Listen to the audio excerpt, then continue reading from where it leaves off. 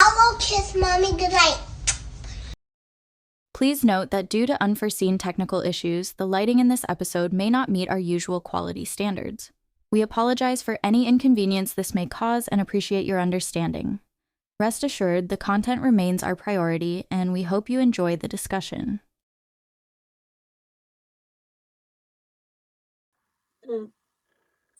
Good evening. Thank you everybody for tuning in to Kiss Mommy Goodnight podcast. Tonight I'm by myself, which is cool. I like being by myself. And I'm gonna talk about some shit tonight that I want to get off my chest, like tell you guys a story. I'm gonna talk about parent problems tonight, mommy issues, daddy issues. Specifically mommy issues for this specific episode. Daddy issues is a whole nother episode. They deserve their own time. But I'm gonna talk about mommy issues. That's something that I speak about often with my peers, my friends. I have very few friends. But that's something we talk about often. Everybody got issues with their parents, whether you had a good upbringing or you feel like you had a traumatic upbringing, there's something to talk about with your parents. So yeah. Everybody has different situations. But results might be similar, and the way you feel about your parents might be similar, even if we had, different situations growing up.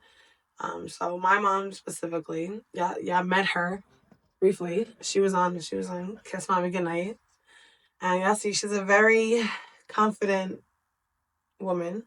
But she was a single mother at 20 years old, single mother with two kids, so a 2-year old and me, a newborn, at 20 years old. My father was not really in the picture. I don't remember him ever being in the picture like consistently.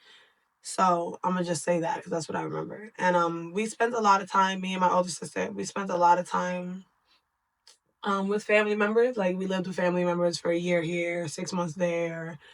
My mom would drop us off at family members often, like for a couple of days at a time, or like after school. Like we were with family a lot up until about a certain age. We were family a lot, but there was also a lot of like complaining and like I always grew up hearing people talk shit about my mom and like she was always the I guess the black sheep. She's the oldest sibling of her own childhood, so she had a lot of responsibility. I feel like people don't realize how important that is to understand your parents' upbringing. It's not just about like having all this resentment towards them, but also understanding like what made them this person, what demons are they fighting on their own. So my mom had a lot of responsibility in her childhood growing up, and then she's seen a lot. I'm not going to get into her story, but she's seen a lot. There was a lot of stuff that she's seen growing up. um she grew up, she old, so she grew up, she was born in 74, 80s and shit. um so yeah, where was I talking about family support, right? So we spent a lot of time with family up until a certain age where then we didn't. We only saw family like, holidays and stuff like that. And we spent a lot of time alone as well. Like me and my sister were taking the train alone. No lie, I'm not exaggerating. At like 6 years old by ourselves. I was 5, 6 years old, so my sister is 2 years older than me. She was 6, 7, and we was on the train by ourselves. So either my mom was dropping us off at family's house, or we was by ourselves, getting ourselves to family's house by ourselves. It was a lot going on. It was very chaotic, and yeah, it was very chaotic. My mom's personality is a little aggressive. She could be rough around the edges. She was very aggressive with me and my sister. Like you would think she was training us for war or something.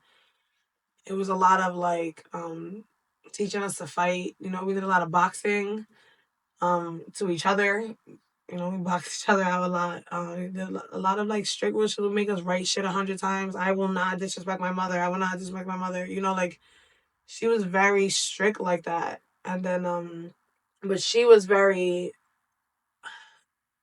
I'm trying to speak about this properly because I don't want to be like I'm bashing my mom. But she was very loose in her life. I don't mean loose in a sexual way. I mean like she partied, she went out, stood out for days at a time. But for us, we had to have the best grades. We had to have everything fucking spick and span, clean. It can be one dish in the sink. Like we was cooking, seasoning meat, cooking meat, doing laundry, doing food shopping very young, like 7, 8 years old. I could do a full food shopping.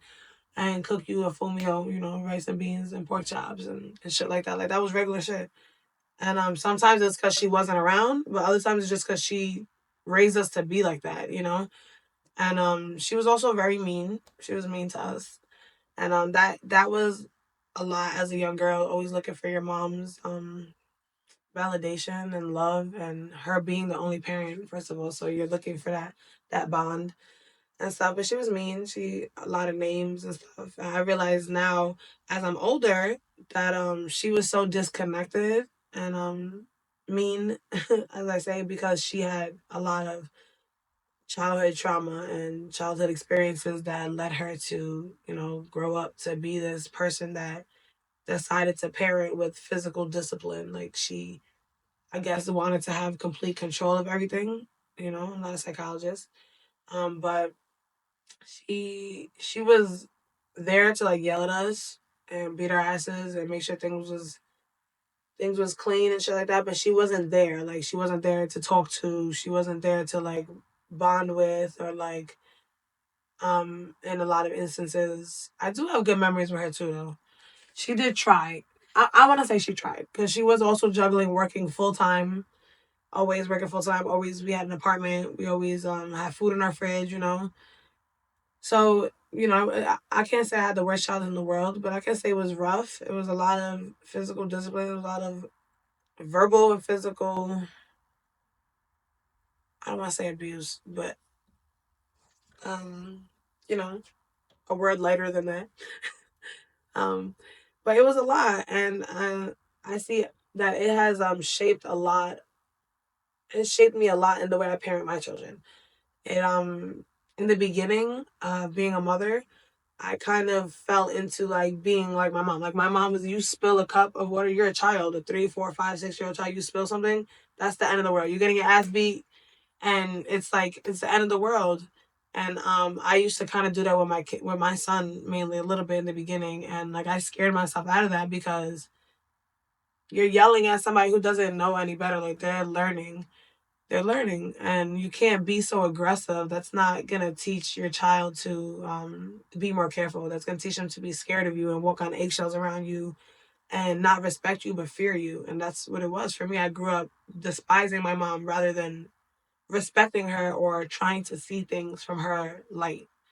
um and it wasn't until I grew up and I let go of expectations, and I realized that my mother this is her first time living life as well. She she probably didn't have no better, and she's doing better than what she had. It's all about doing better than the last generation. And I feel like she did better than what was given to her, and I feel like I'm doing better than what was given to me. And that's not to downplay my mom or to bash her in any way, but that's what it's supposed to be. We're supposed to level up and be better than what came before us. So I feel like letting go of expectations to my mother is what is helping me do that. Like, just at this point in my life, I'm 30 years old. I'm just at this point in my life where I'm finally like, okay, okay, bashing my mother and belittling her back the way she did to me as a child is not going to get any type of positive response. It's not going to build our relationship. So I had to set boundaries, like, if you're going to come around here and talk this way or be this way, I don't want you around. Or when you do, don't be this way. Like, I had to set specific boundaries with her. Like, this is the way I raise my kids. Please don't try to step in and have your opinions. And then I had to accept her for who she is. She is who she is. She's a beautiful person. She's a fun person. She's a happy person. But she's not a very deep person. She doesn't want to get to the bottom of things. She doesn't want to understand how she made people feel or take accountability for things. And that's fine. She has the right to do that in her life. And we as people, the generations under our parents, we have to accept our parents for who they are and love them. And even if you don't have a close relationship with them after you do that, it still is for yourself. Like, it's a weight off your shoulders. Like, it gives you clarity, and it also allows you to forgive yourself for not being the best parent. Sometimes we all make mistakes. We all get, like, overstimulated and react to our children in a way where afterwards we're like, oh damn, I probably scared them more than made them understand what I was trying to tell them. So I feel like that's something that forgiving my mother has helped me do. It helped me be a better parent. It helped me be more forgiving to myself, which in turn helped me be less overstimulated because there's not so much pressure on me. Oh my God, be perfect, be better than Michelle, like, no, learn from Michelle.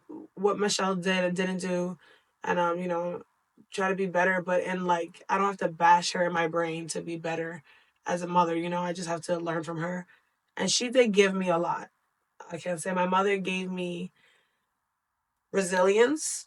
I feel like she taught me to buckle down and be strong. And one thing she used to always tell me is I always remember, and she used to always tell me that to put on blinders, like her father used to go to horse races and stuff all the time. And like I think like my uncle were like jockeys and stuff. So he used to tell her this, and she used to tell me, when in life you have to be like a horse in a race. You have to have blinders on, because they put blinders on the horse so they can't see the competition. They can't see what horses are edging, getting closer to beating them or something. So, wear blinders and keep moving forward. So that was something that my mother always taught me. Even though she taught me strength through struggle and like brute experiences, the result is she did teach me strength. And she did teach me also that sometimes it can't be everybody else. It has to be you. And that's something at my big age of 30 I'm seeing. Like, I do have issues with the relationship with me and my mom. It is me too. It is my fault too for being so harsh on her and expecting her to understand things in my way, even though I have different resources and tools than what she did at her age. So I had to open my eyes to a lot of things. And yeah, that's like my relationship with my mother in a nutshell, from young all the way to now. And where we are now is I love my mother. My kids love her so much. They call her Nani, and she's a great person. She's still navigating her own journey. Like, she's still a person. She's still finding herself. She's not this person that we put on a pedestal. Like, oh, my parents, why are they not perfect? Why do they not have everything figured out? And that's crazy, because for her to be 20, 2 kids, I'm 30, single mother with 2 kids, and I'm struggling. And she was 10 years younger than me with 100 times less resources. She did have family support, which I don't have, but she just had people to physically watch her kids. She didn't have people to help her be better, because they didn't know in turn. It's not a blame game or nothing, but yeah, it's resources, but it's not the right resources. So in turn, I love my mother. I forgive her for all my childhood trauma that she inflicted on me. And yeah, that's my relationship with my mom. That's my mommy issues. And a word of encouragement is forgive your mother, forgive your father, forgive somebody who hurt you. Yes, that's it. Thank you. Like, comment, subscribe, and thank you for following us and for watching. Kiss Mommy Goodnight. Father, kiss mommy. Good night. It's this bitch that's fucking acting shy. That was crazy to say, but the woman was wild and she kind of deserved that shit. All that shows me is that you think I have a backbone now, which I've never had before. So, and he knew that I had the fucking ability and the fucking motive. How do you want to help women with this goal you just set? I just sent the message that I did not fucking mean to send. I'm not acting shy. I'm just, I don't, my. Oh, No, because he's like, I don't want to cut things. I want things to be added and shit in there, but if you don't like to do it, then you don't have to.